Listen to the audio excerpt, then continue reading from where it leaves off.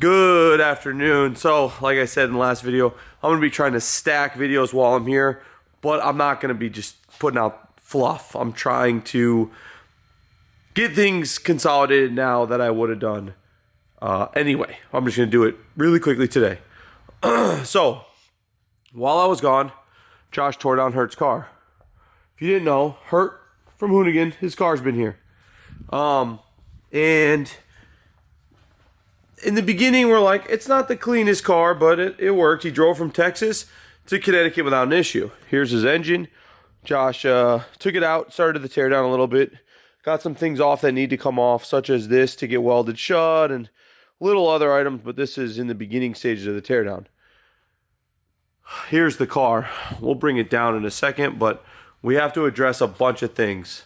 So while I was in Florida, Josh hit me up and he's like, hey, we have a slight problem. And we already knew about the current problems. We weren't really going to talk too much about them because they're irrelevant. But this one's bad, and I don't want it to reflect on me at a later date. So after speaking to Hert, he said, no problem.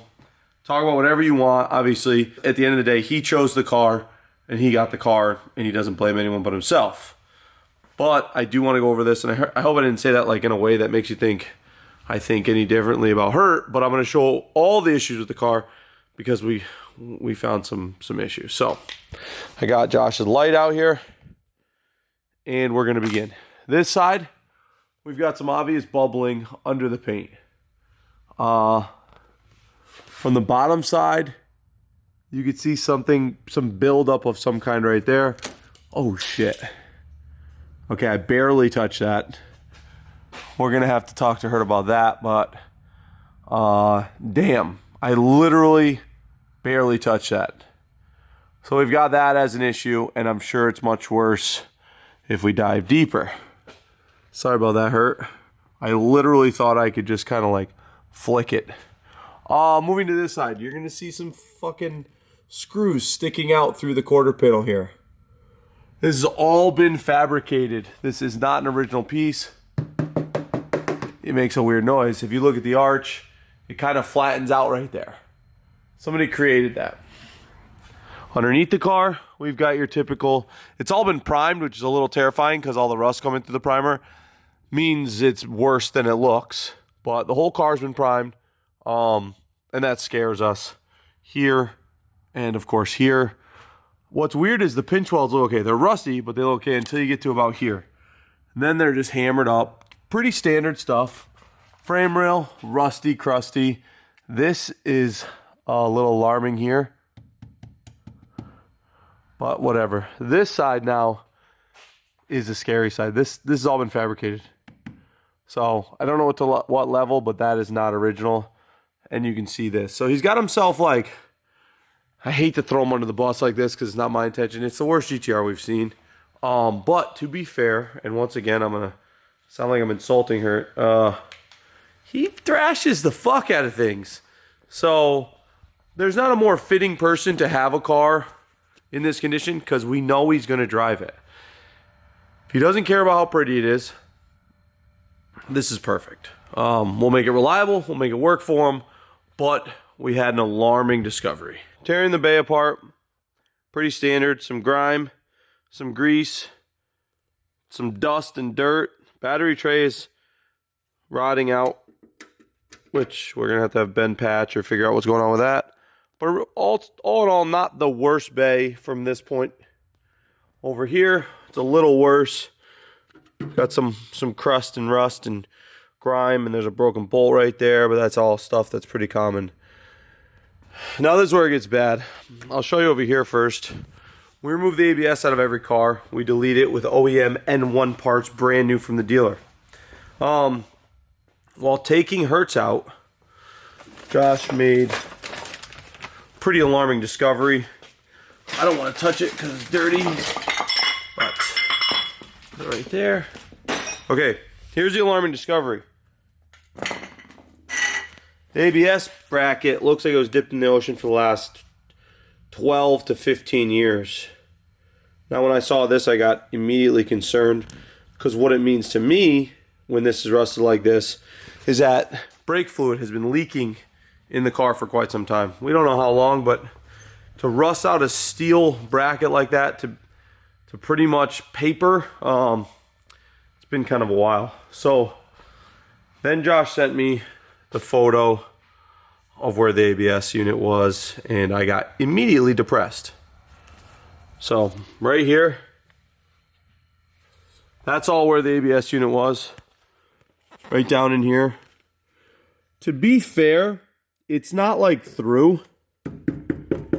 It's removed all the paint off the car. I think it's not as bad as it looks. Am I stoked on it? Absolutely not. Hold on, I'll go up with the lift. Okay, so here's where I was concerned. Honestly, now that I see it, and Hurt, if you're watching this, I'm not as concerned as I was. It definitely fucked the metal up. It fucked some of the seam sealer up. It did a number on this area, but realistically, it's all just it's all pretty surface. None of this is rot. So that's a relief. This whole area is just full of crust and dust from this thing falling apart. But it's all really solid. So it maybe is not as bad as I thought. With that being said, would I want this to be my GTR? No, and I have to be honest with you guys. I wouldn't. This car needs a lot of work. However, while it is the worst one we've seen, there's a lot of redeeming qualities to this car. The downside's an 89. It came with the Panasport G7s, which are gangster as hell. It came on the OEM Nismo skirts, which is really cool. I would say this car is mechanically better than Rudnick's was when he first got it. Cosmetically similar to worse.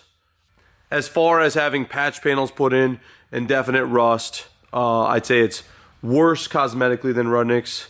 The paint's pretty bad. It's been painted.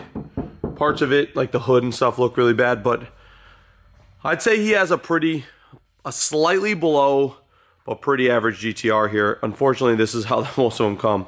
Every little surface has like surface rust, you know, throughout here, but it's not rust. Like, I don't want to call this rust. Literally, that rust just wiped away with my hand. You know, this is what I'm concerned about right here. And then the patch job that we believe was done somewhere around here. It's just very strange body work. So after speaking with him, he said, let's just do our best. I just need to document this. So if anyone ever sees this car, this bay it's gonna be tough to get perfect. We'll get it as good as we can. I don't want someone thinking that this car reflects our work. Even though it does, you know, we are told not to go Ham Squad 2012 on this. Like, realistically, the correct way to do this bay would be to sandblast the entire front end from pretty much here forward underneath and see what all this exposes. But we're not going to do that because Hurt just said he's going to get it running. He wants it good. He's going to drive it a bit, and then he may or may not paint the whole car and do his own little style of restoration, or maybe he'll have us do it. We don't know yet, but as of right now, we are just commissioned to do the bay, and we're going to do the bay as good as we can. Like I said, it's really not that bad. That looked way scarier in pictures, and I'm sure Hertz can see this and be pretty relieved. The bodywork in the rear is way more alarming and needs to be addressed than the bay. The bay is going to go fairly easy. Like I said, I'm concerned with the wheel wells. I'm concerned with rust. Let me get my light.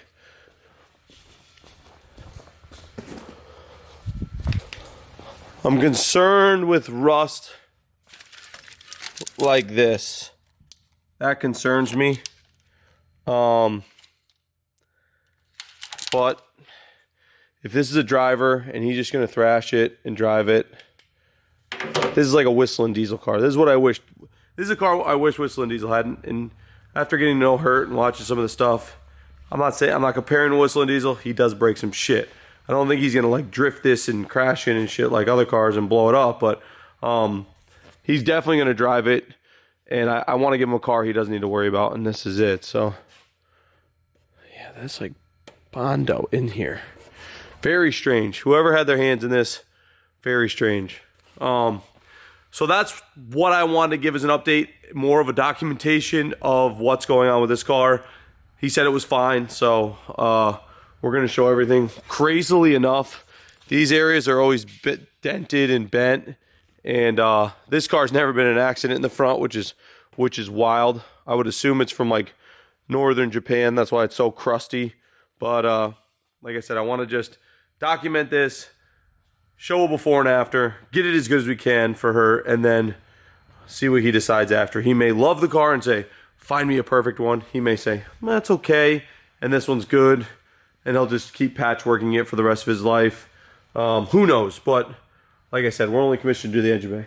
So with that being said, I give this bay a 2 out of 10 with a 1 being unfixable. This is 1 step above unfixable. Or maybe I'll give it a 3 out of 10 with a 1 being unfixable, a 2 being a lot of work, and a 3 being a bit of work. This one's definitely a 3. So this whole car, scale 1 to 10, is probably a 3. We're going to get it right for him though. So that's the end of the video.